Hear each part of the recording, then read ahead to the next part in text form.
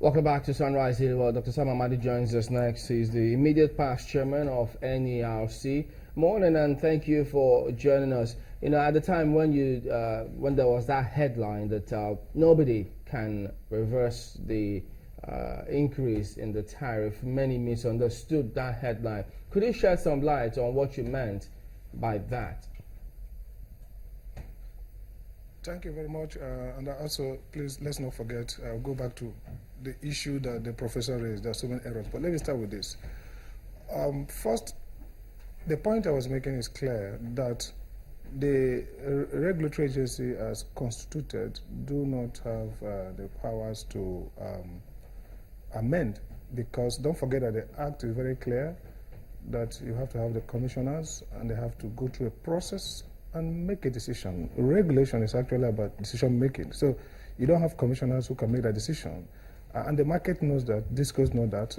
The last time we issued a tariff that was contested, we went through a process of review. We had a public hearing, we got correspondence and controversy from all the stakeholders, and we had a technical team look at what happens in other jurisdictions, and we came out with a ruling. So today, there is no regulator to come out with that ruling. So hopefully, when government put the regulator together again by appointing the appropriate commissioners, then they will take on all these and review them. That's one. Two, I made a point clear that as a constitutional scholar, administrative law scholar, I also know that the National Assembly has wide powers to conduct public hearing, and those outcomes could feed into new regulations, new laws, or some reports that the executive presidency could use to guideline NERC, so they are at liberty to thoroughly examine NERC and say, look, you guys didn't follow process, you are not meeting the mandated outcome that the Act wanted to do. You don't have intelligible principles, you are not following, you're not doing the normal cost and benefit balancing and all that. You're not doing enough regulatory impact assessment, decisions are wrong, and that can feed into an executive order to NERC or into a new regulation. But of course, clearly, they cannot nullify the work of an agency it created, done portion to a law that is created. So NERC exercised quasi-legislative power, it issued a ruling, and the court is the one that would say that ruling is wrong, and the government can react by changing the law or mandating further action by NERC. But essentially, we cannot just say suspend. It has both market risk. All right, but we understand that risk. So that was the point I was trying to make. Not that. Yeah. But did you also take into cognizance that there was, I think there was a court matter saying that, well, stay action first and foremost until that is determined before the increment becomes takes effect? First, I don't want to prejudice the ongoing case in the court, but essentially, from where I stood as the NERC chairman, my reading is that there was no positive order from court stopping us from carrying out. Bear two things in mind. When we issue an order, it's final for us. So somebody can go to court and say, court nullify this for XYZ reason. And courts are liberty to take evidence and look at the law and say, NERC, you did well, NERC, no, this is nullified. But that challenge does not challenge our power to carry out our statutory function, which is periodic review of tariff based on the conditions in the Act and in our business rule. So my understanding is this: we finish our order, you go to court, challenge it, or we have opportunity to make another order, we make another order. So that order we made and the review we are carrying on are not related. The tariff that actually they went to challenge in court was actually amended again by an order by NERC, removing collection losses. You recall that one. So essentially, our job, mandated by statute, is to continuously regulate the market. So if we issue one order and it's in court, it doesn't stop us from continuing the process of review for issuing additional order.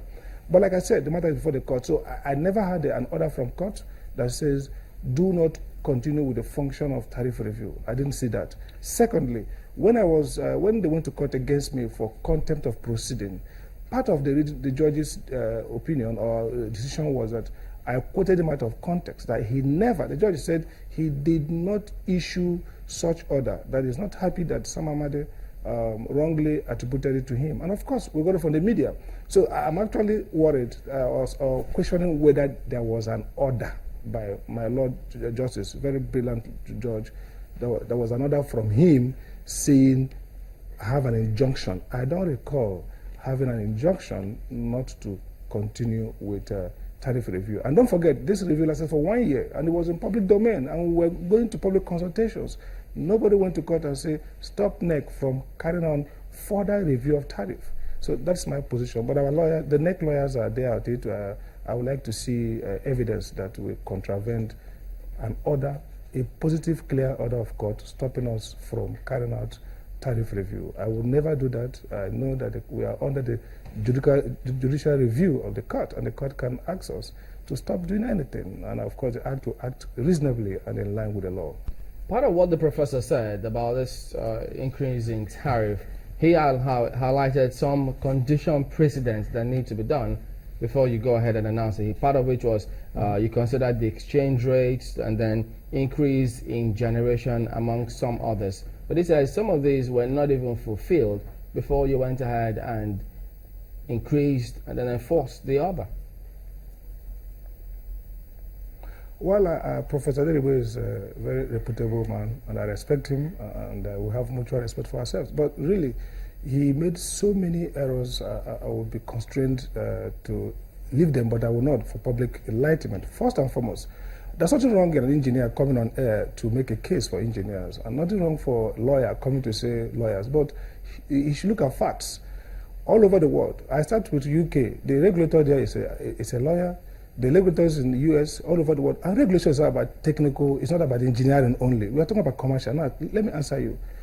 He should also have called his engineers in NERC. We have fellows of engineering in NERC. And they will tell him that we factor every 6 months changes in foreign exchange. We consider changes in capacity. This tariff review is not about generation. We have 3 segments. First, we have a generation tariff. We have transmission tariff, and we have retail. The tariff review law requires a DISCO or any other operator to trigger a tariff review. Now, what NERC changed basically was the retail price and the transmission cost price changed. Why? Because transmission costs changed. We are not giving the transmission company of Nigeria a good enough tariff based on their cost. And they made a rate hearing. And of course, they also took it to the DISCOs, who are their customers. So essentially, the allegation of condition precedent is not true. Secondly, I heard the comment about gas pricing.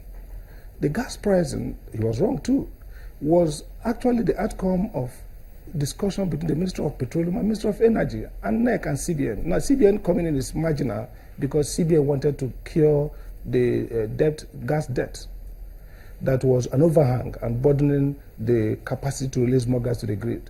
So the NNPC people had made a case for us. First and foremost, there are 2 components. One was the component of the gas price, which moved from $1 or $1.50 to $2.50. Then there's the 80 cents of transmission of transport of gas, which was NNPC that gave us a comprehensive report from Standard Chartered showing the financial cost of building the East-West pipeline that will help us connect gas that is stranded in the East to where the load base is in the West. So it was actually NNPC. In fact, we went through rigorous review. Even under the new the Minister of State, who is not the DG of NNPC, they wrote back to us. We asked for more documents to verify, to prudence check, to make sure that those costs were actual costs, and that these are the costs that we used to build the gas facility. So when people argue that gas is falling in Europe or falling in global gas price, but the point is that it's not just that gas is falling. We're looking also at the domestic market or opportunity cost of sending gas to the power plant is that it could be sold to Dangote, to industries and fertilizer. And how much are they paying? We had a gas domestic obligation that mandates ramping up of gas prices based on volume that's available to the commission, to the power sector. we haven't been getting the volume. That's one. Two, they talk about releasing gas to NIPC. How NNPC plant? How would that happen? You require a bankable contract. And that bankability will be based on three things. One, are you paying the debt? Are you paying us? Are you paying as I will deliver gas? Two, is the price of gas good enough to compensate for other markets who could sell our gas? Three, do we see a transparent framework that says that if changes happen, you will re-index the price to the new realities? And that will make the gas owners to enter into a contract. The owners are private actors, and they want to see a bankable contract. If you don't have that contract, that is why today NIPP has not been able to get enough gas. They need to post guarantee. They need to post their security. They can't post it except they are also getting revenue. So this is not about engineering, my professor. It's about economics, it's about law, it's about engineering, it's about several things. You're going to look at the commerciality of that investment. Can we bank on sending gas to power plants? Do not have the security. Is there a guarantee that I will be paid when I send gas? If there is a transmission failure and the generator cannot be evacuated, and therefore the disco has no power to sell, and no revenue comes back to me,